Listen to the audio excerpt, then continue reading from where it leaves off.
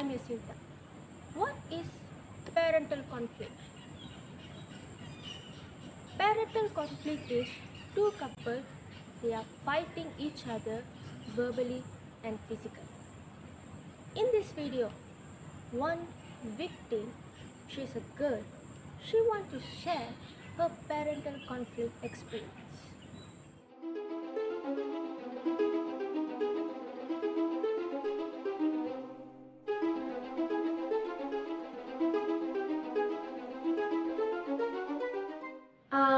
When I don't know what's happening really in my family, I just scream at them and they fight. And then when I was grow up, I knew what's happening, what's the reason, and the main reason are they don't trust. There are no trust, and they have an ego bit. So this kind of thing ruin the family and my parents start to fight most of the time. Sometimes it's like every day. Parental conflict is basically conflict between the parents and the child.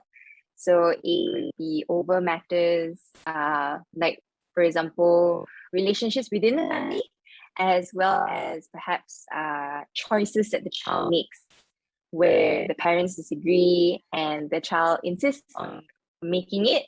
And as a result, there is like sort of like a mismatch of values and goals. So as a result, this causes parental conflict.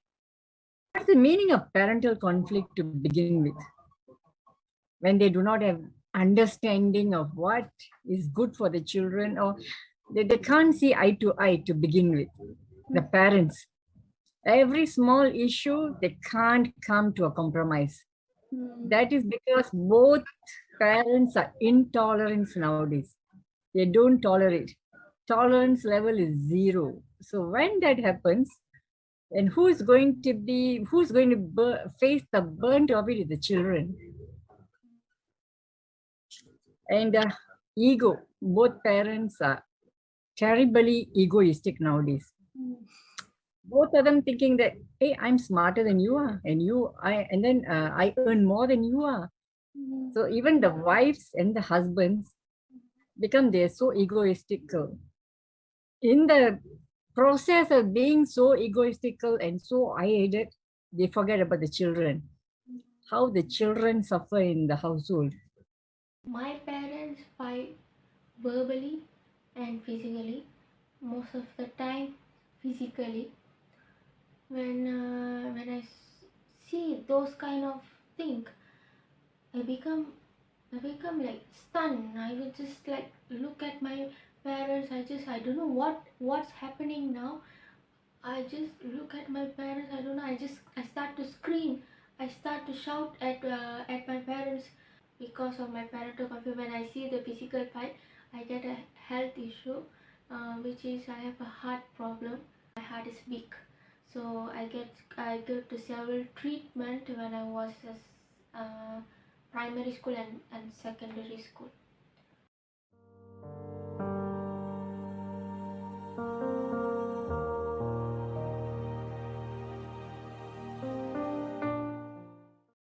I think from those days to now, guys always physically violate the ladies. Maybe ladies are fairer sex and then they are weaker sex. I think most of the time this is what happens. They really are abused by the husbands. But there are cases where wives abuse the husband, but I think about in every 100 cases, maybe about 10 cases where the wife abused. But most of the time, it's a husband physically abuse the wives. Yeah. I mean, why that happens is that, as I say, egoistic. So that's why I'll tell the ladies, try to use your mental ability to fight with the guys, not physical. So, I mean, like, be less argumentative. When things are cooled down, talk to them and bring his way around what you want to do. That's a smarter way of moving things. rather than abusive will lead to, oral abusers will lead to physical violence. That's what happens. Children were to observe physical conflict between their parents, then it would affect the way they perceive relationships in terms of within the family and outside of family. So they may think that physical conflict is an acceptable behavior to either be treated that way or treat others that way. I have a brother. He's good in education. When he was childhood, whatever people ask, he just give a good answer or good reply to them. And then at one point, he started to see our parents fight and everything. He just fed up to stay in house. He just go out with friends. When he started to go out with friends, he just lost his education. He know that whatever it's happened, my parents' fight will be there. So he just become a person who hate education. So he study until Form 3, and then he just started to work with his friends. Unfortunately, our family is not a happy family, so he lost his education because of my parental conflict. See, because of parents' inability to control the emotions and parents' inability to not to fight in front of children and show real, to show violence and everything. And then as he grows up from standard 1 to Form 3, that's where our education system stops. Exams and everything, where they really realize that they're not going to put anything good in school. Then they become dropouts. And then that's what our society is going back towards, especially the one from broken homes. If you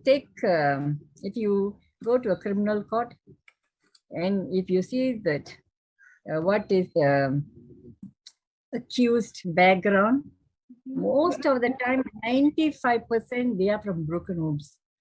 Unfortunate.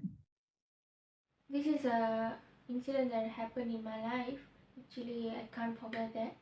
When I was Form 3, which is PMR, so today my parents are fighting. The next day is my PMR exam, which is science and sejarah. So my parents keep fighting until uh, my father asked my mom and the children to go out from the house.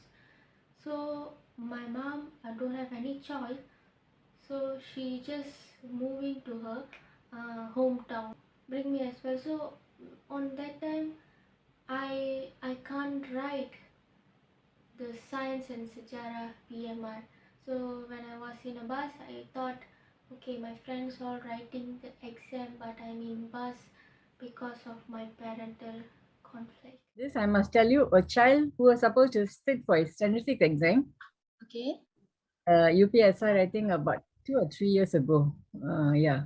And then both parents are quite educated, both parents are quite okay, and then mother is quite well to do. This child supposed to sit for the exams on the first day Malay paper. Wow, big fight in front of the school. The moment the child came to school, the parents forgot such an important day for the child, that they should keep the fight later on. But what did they do? Before he went into the exam hall, big fight. You see, then they forgot to think about it. The child will be mentally upset when he's going to sit for the exam. Until the school headmaster, what he did is that second day he said, okay, no need. He made sure that the child stays back in the school. He made some arrangements for the child, and then through us, parents are not going to go to the school for the 5 days until exams are over. Oh. But you see, the parents, they didn't bother about his education, not at all. And they just want to prove who is right, who is at fault. That's all. So it does happen. It's no more a story. It's no more a drama. It really happens in real life. School is everything for me actually. I'm very happy person when I go to the school because like if I'm in house, I know I know that my parents, yeah, they fight each other, and then anything like happen in my house. But in school, I won't show anybody that I have a problem. So one day, one of my schoolmate, she knew that about my parents' fight. So she started to spread the news, spread the news that about my family, and she like started to gossip about my family. So a friend, actually, I never expect that moment.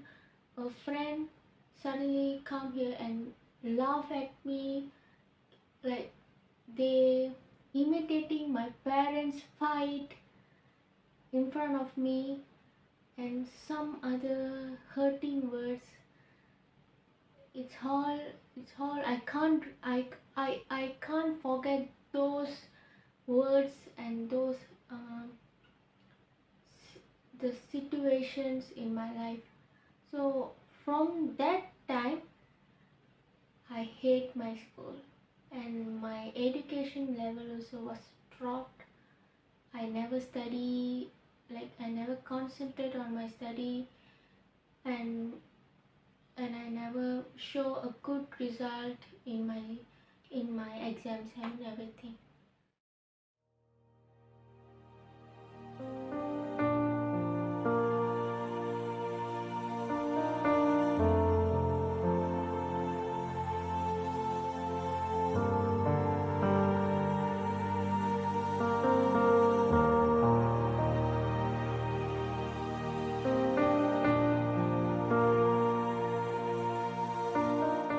Again, I would say that if, for example, if I were to hear, like, for example, a friend who's going through something similar, I would say that do reach out to for support.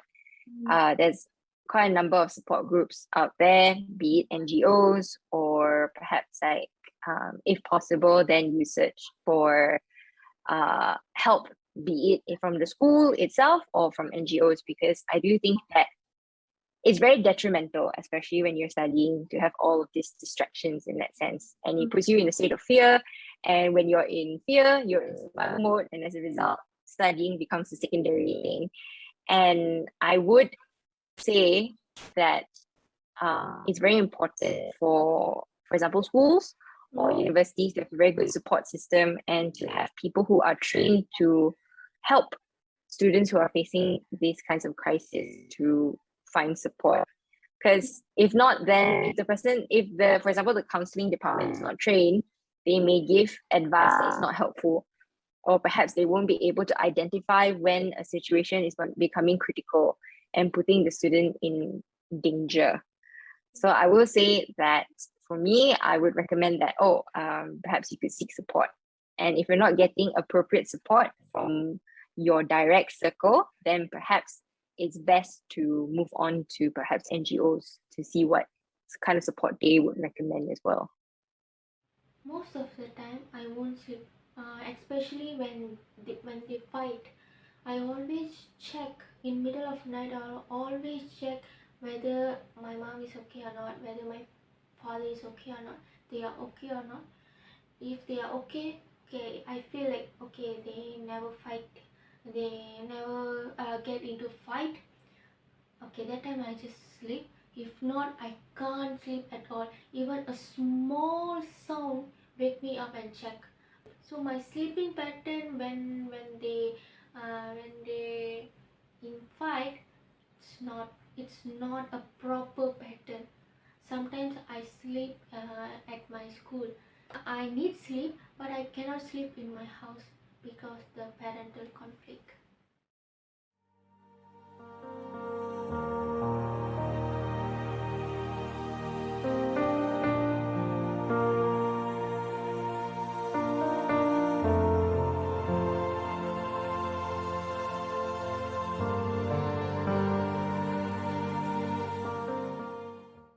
the source of the conflict would be removed from the environment. So, for example, if the parents are facing problems, then perhaps they would be they should be more aware of ways to resolve conflict that does not resort to physical violence or perhaps to verbal conflict, because then it would affect their children at the same time.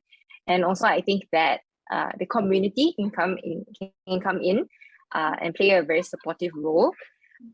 Especially, for example, if the child goes to school and the teacher does observe that the child is being very fearful of everything in that sense, then perhaps they can bring it up to the school counselor, and perhaps they can talk to the child on like, how do you manage these kinds of feelings, how do you learn how not to be so fearful, and perhaps what sort of activities that they can do in order to address this fear. Because I think that if it's not addressed from an early age, then it carries on and essentially becomes worse as they get older. And then as a person gets older, then this fear becomes more ingrained and it's more difficult to unlearn. As compared to if you address it early, then they will be able to manage their feelings in that sense. Yeah. I hurt myself actually when I saw parental conflict. When I saw my parents fight, I hurt myself. I hit my head myself. I slapped myself. I don't know where to show my anger, and I don't know how to show my anger. So I show my anger to myself. Even though my parents are not together, they are already divorced. Because I can't forget about their fight. When I think about their fight, still I hurt myself.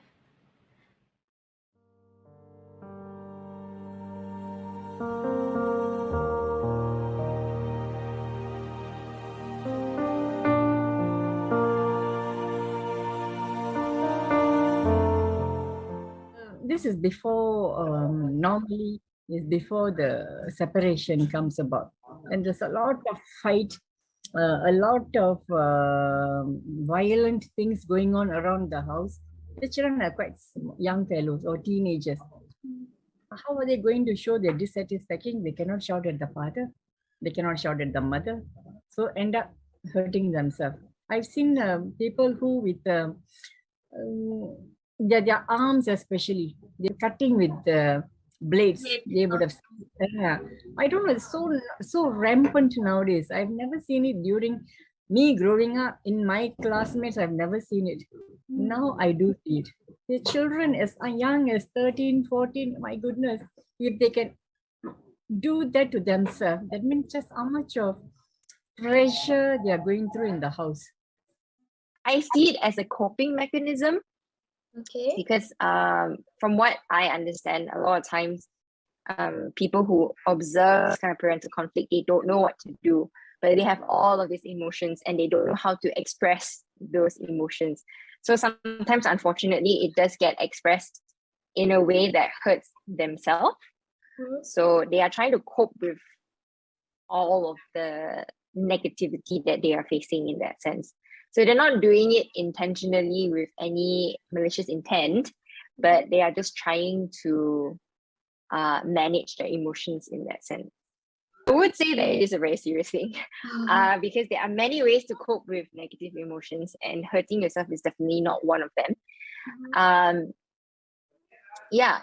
So I would say that at that point of time, again, it's very important to get support because it's definitely not the sort of behavior that should be expressed in that sense. Actually, everyone wants a family who love each other, and wherever they go together. Even I also love that kind of family. Whenever I see other people's family, I just compare themselves, but in end, I get hurt because I don't have that kind of family actually. So what I did, I come up with the imagination. I imagine myself that my parents are happy with me, talking with me. I laugh at them. I talk to them whatever I want. I just imagine myself that I'm happy, but it's like no one there. So if third person see me, they will think I'm mad, but actually I'm imagining myself to get that kind of family. So I talk to myself, I laugh to myself, and then even I play to myself.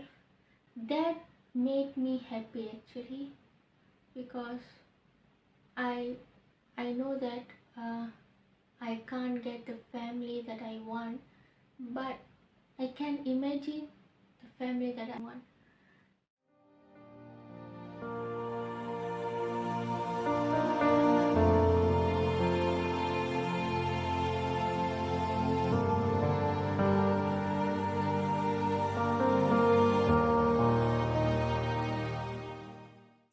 Individuals can resort to maladaptive coping mechanisms. So essentially, it's coping mechanisms that are is not helpful.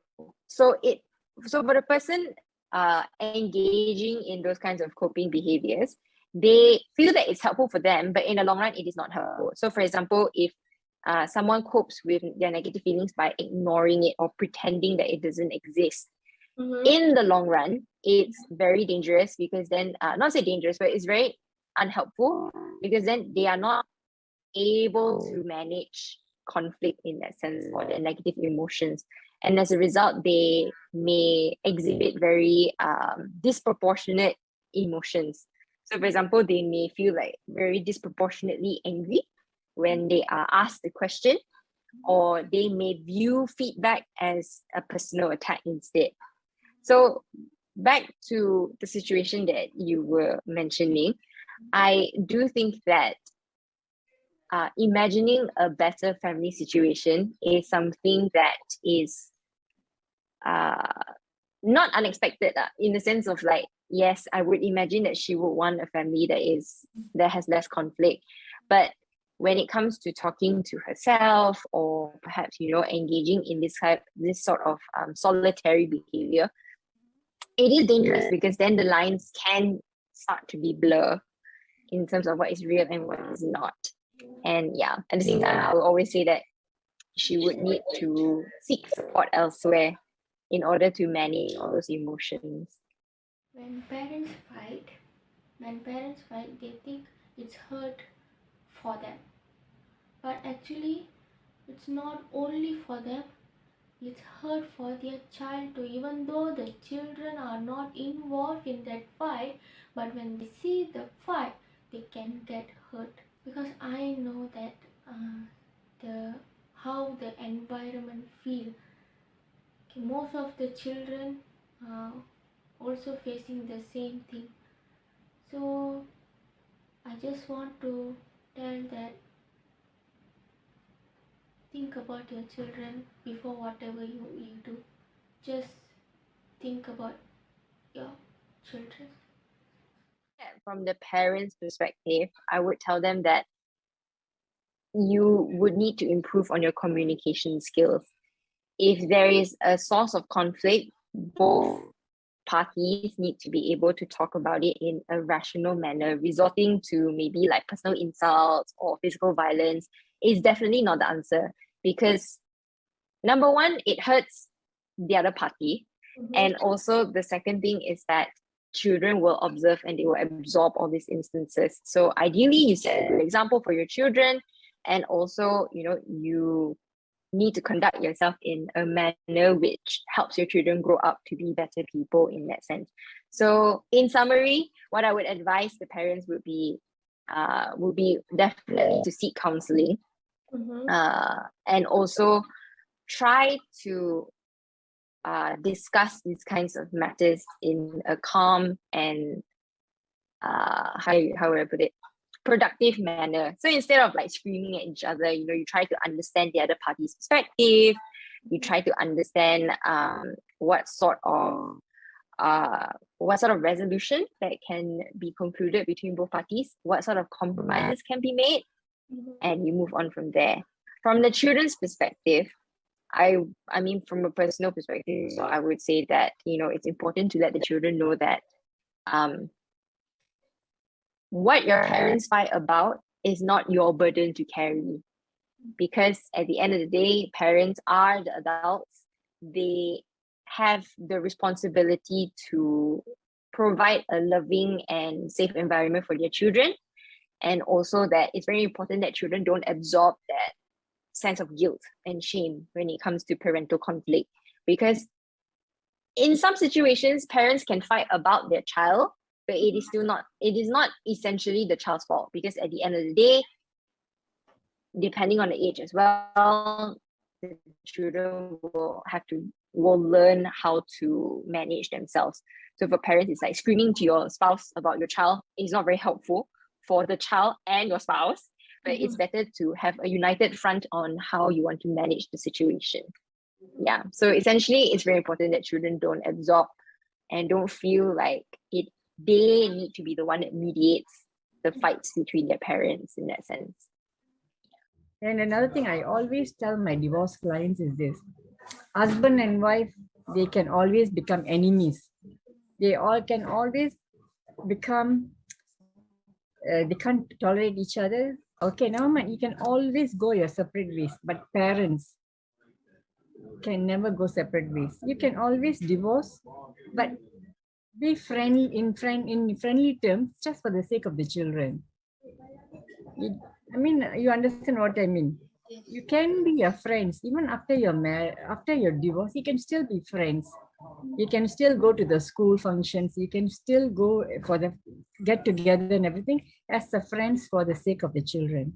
So the children will be mentally, they will be a better youth tomorrow, because they will see, oh, this is not that divorce means they are going to kill each other. They can still be friends, and you can impart values on the children when you do this, and the children will be like they will become better persons.